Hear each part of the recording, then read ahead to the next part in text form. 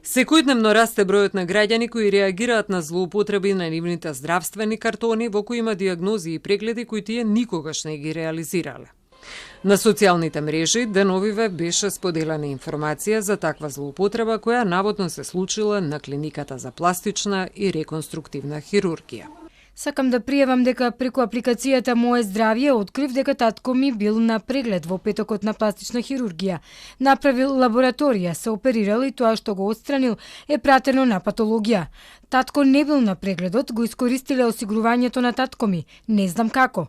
За некој да се оперира, да направи лабораторија и тоа да се прати на патологија.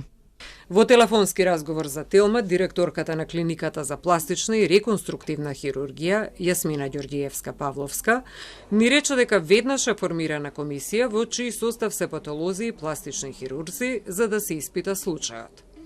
Според првичните сознанија, важно е да се нагласи дека не станува збор за никаква злоупотреба, туку за класична процедура за доиспитување на патохистолошките наоди.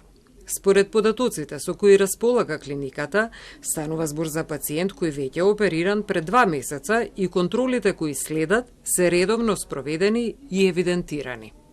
Се очекува комисијата да излезе со детален извештај.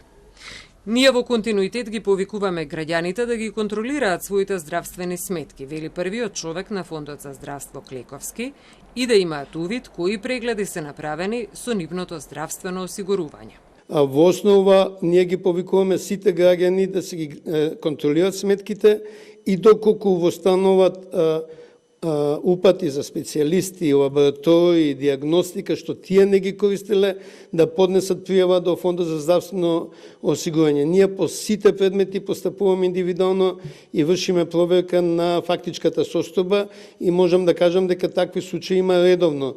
За вакви злоупотреби на личните податоци реагираат многу граѓани.